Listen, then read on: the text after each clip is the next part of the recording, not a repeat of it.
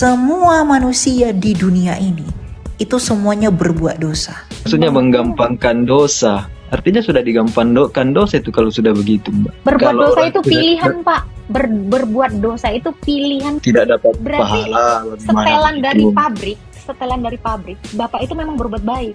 Ya, diuji. Menurut saya Adam itu diuji. Adam berdosa karena Allah yang buat, yang bikin Adam berdosa. Itu konsep Islam. Bukan begitu maksud saya, bro. Jangan lari-lari ke sana. Kalau saya buka apa kata nabimu gimana? Bentar. Bapak, Karena dari surga itu tidak bukan makan. tempat pengujian, Pak. Kenapa? Di Quran tidak ada larangan Adam untuk makan buah. Adanya jangan mendekati pohon.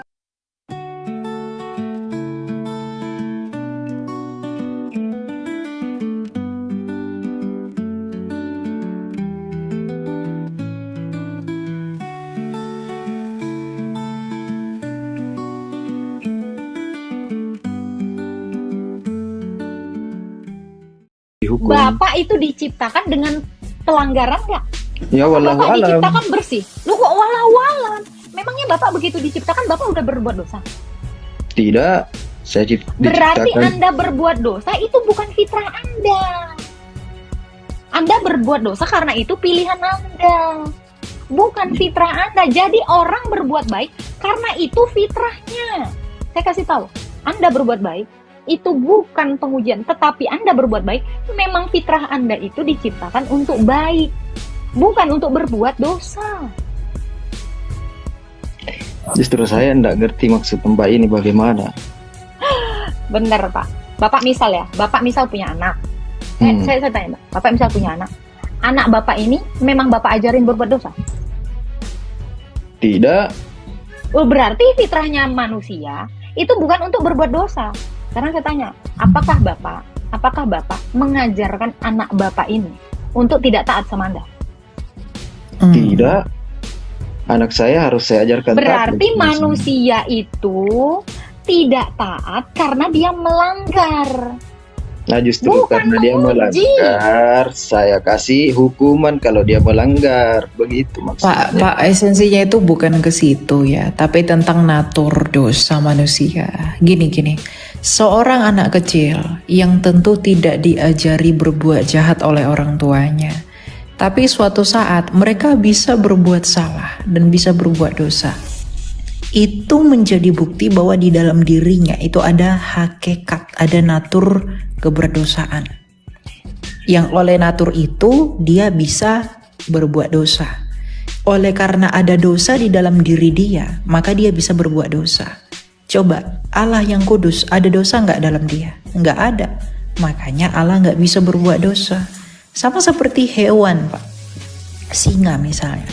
Singa, anak singa itu pasti buas. Tetapi waktu kecil, waktu bayi, dia tentu nggak berbuat buas. Dia belum menerkam mangsanya, lain-lain belum. Tapi ketika dia sudah besar, dia bisa melakukan perbuatan yang buas. Kenapa? Karena sejak kecil, sejak dia dilahirkan, dia sudah mewarisi kebuasan dari orang tuanya. Mau dia tidur, mau dia menerkam mangsanya, mau singa itu mandi sungai, mau singa itu di kandang, mau singa itu dimanapun, pada dasarnya dia adalah hewan buas. Karena kebuasan itulah yang membuat dia bisa melakukan perbuatan yang buas. Manusia berdosa karena adanya dosa di dalam diri kita. Itulah yang membuat kita melakukan perbuatan dosa. Jadi kalau di dalam diri kita nggak ada hakikat dosa, Pak, sejak dilahirkan, maka nggak mungkin kita bisa berbuat dosa saat ini.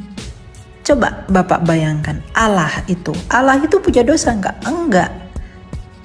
Makanya dia nggak pernah berbuat dosa. Manusia sejak kecil dilahirkan itu harus dengan natur dosa. Kalau dia dilahirkan tanpa dosa, enggak mungkin dia bisa melakukan perbuatan yang berdosa.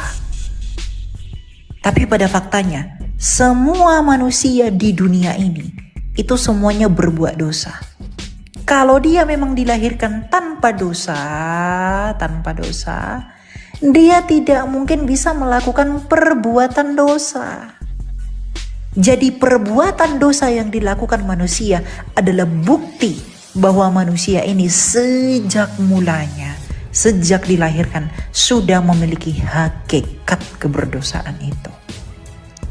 Jadi kami orang Kristen ya Pak, kami tidak memandang dosa ketika kamu mencuri itu dosa. No, itu perbuatan dosa. Itu perbuatan dosa. Tetapi ketika kami mau mencuri, ya misalnya nih Bapak Daeng, Elia misalnya mencuri, saya mencuri aqua. Kamu mencuri, nah kamu berdosa. Iya, saya mencuri, perbuatan saya mencuri itu adalah perbuatan dosa. Tetapi yang membuat saya mencuri itu karena ada dosa di dalam diri saya, Pak. Kalau saya tidak punya dosa, nggak mungkin saya melakukan pencurian. Karena nggak mungkin dari orang yang tanpa dosa bisa mencuri. Gitu ya.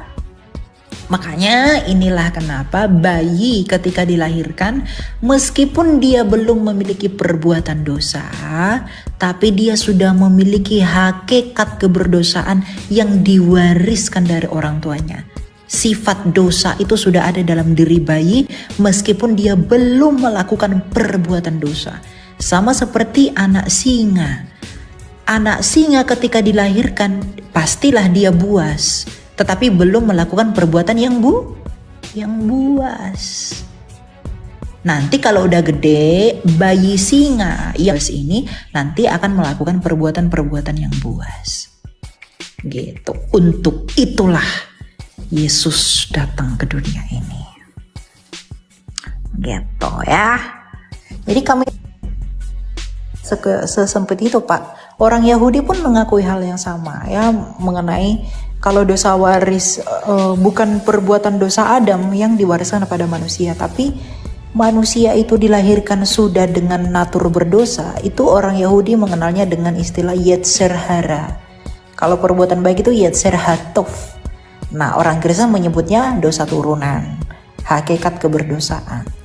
Gitu. Karena memang hal ini adalah prinsip yang alkitabiah di dalam Alkitab kami. Untuk itulah Kristus datang mengambil kami dari kematian itu akibat dosa. Ya.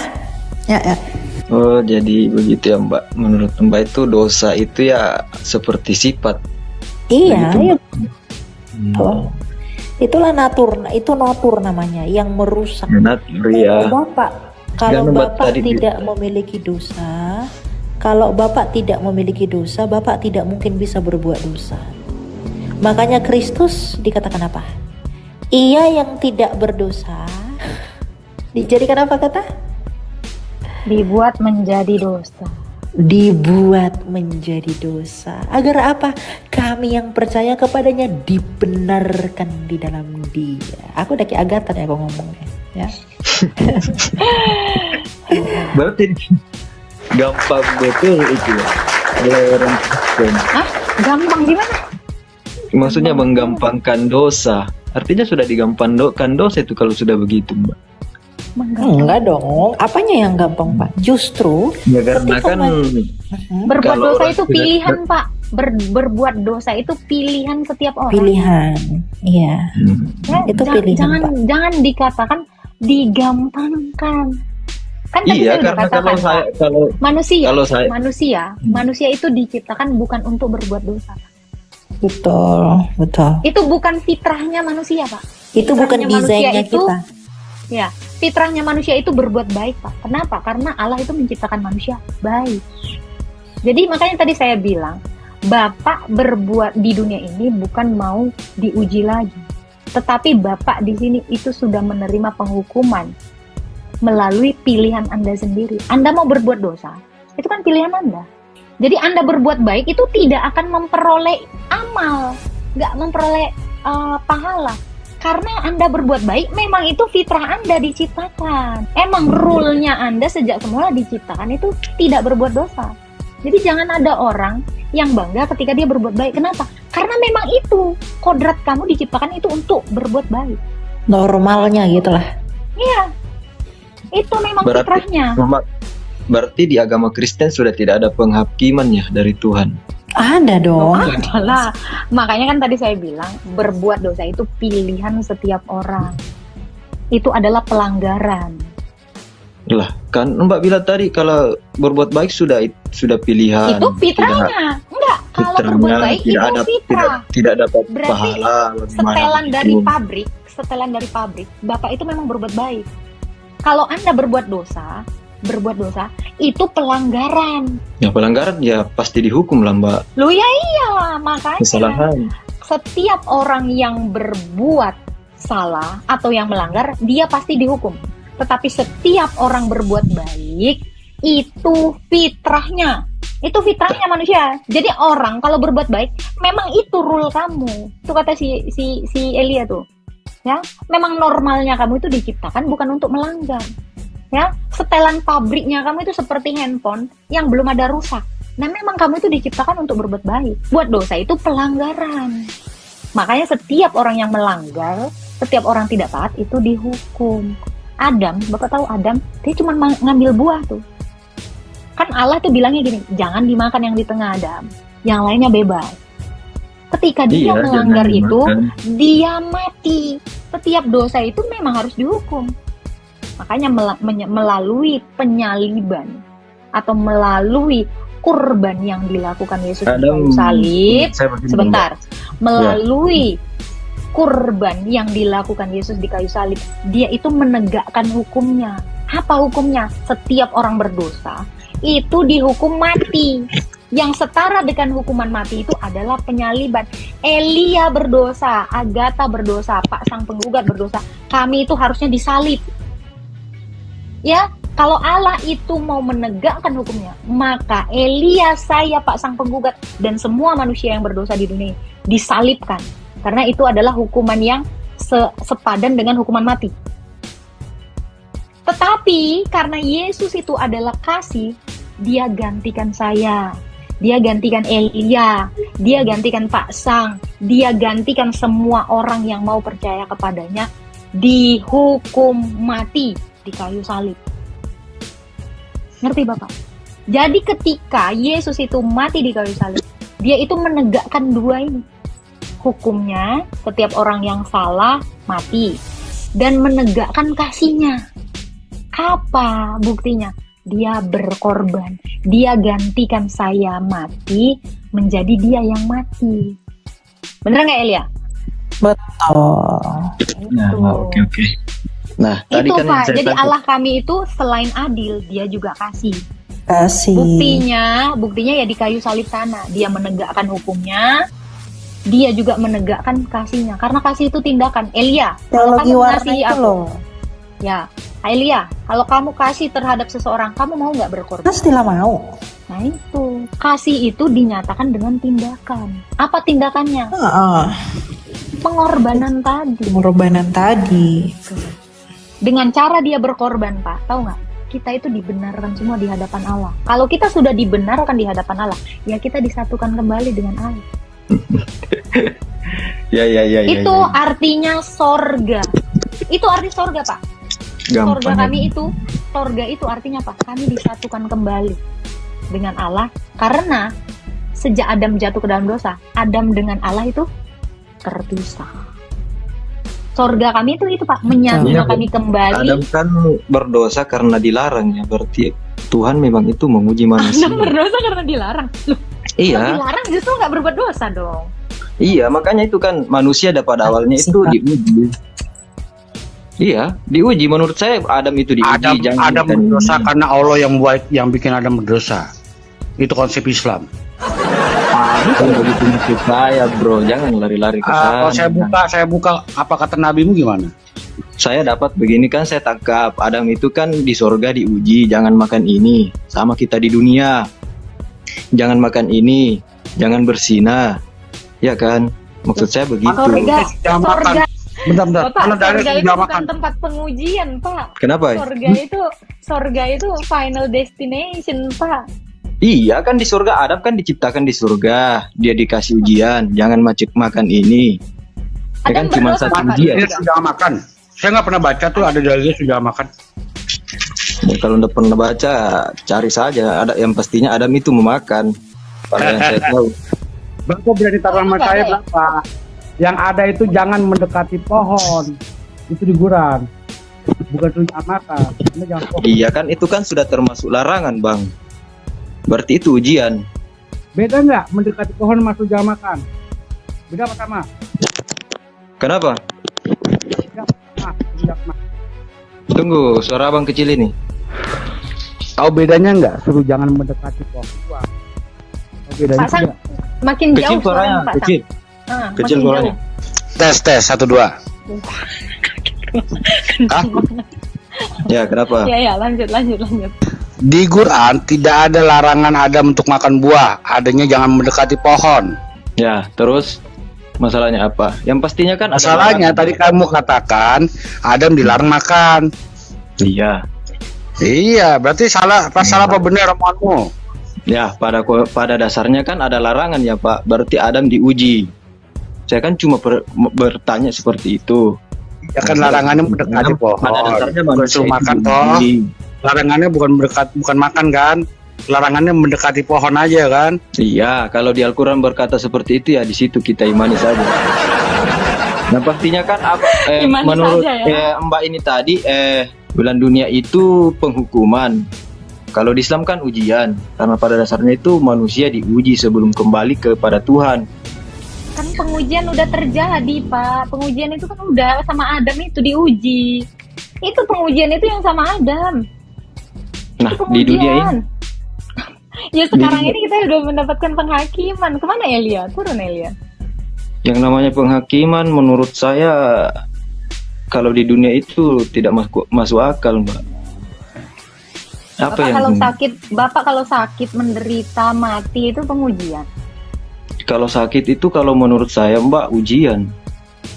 Kalau kita bersabar menjalaninya, ya kita akan mendapatkan kebaikan dari Allah, Mbak. Bapak pernah tahu ujian itu apa nggak sih, Pak? Ujian kalau di sekolah ya, kita pikir saja. Apa itu?